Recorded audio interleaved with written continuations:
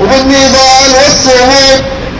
I would describe it as a religious state because inherently it was established as such. However, it's interesting because the local conditions of poor state governance, corruption, weak criminal justice system, porous borders have induced an atmosphere of lawlessness that in return breeds terrorism and criminality.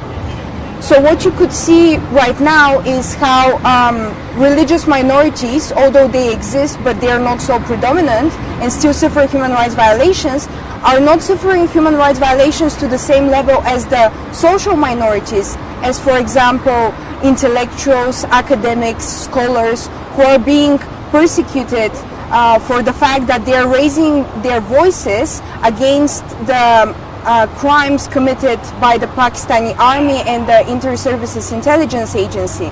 These people suffer cruel torture, they are being illegally imprisoned, and they are being enforcefully disappeared. Pakistan is a state, where army always remains strong. If you see the history of Pakistan, and there are several terror outfits that are operating from the soil. So how do you see the nexus between the army and the terror outfits?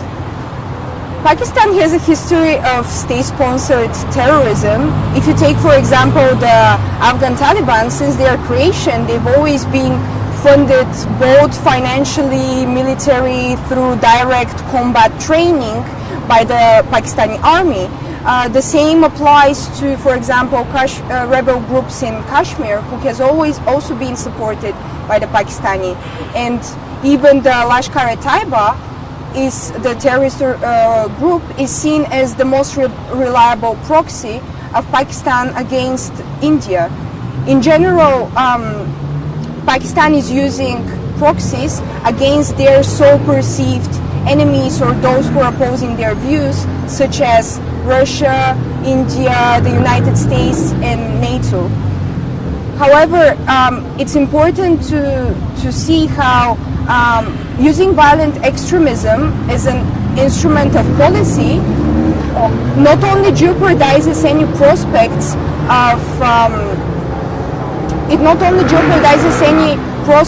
for regional cooperation with the other neighbors states or with the global state powers, but it also jeopardizes any opportunity for the country itself to prove itself as a respected, legitimate regional influence.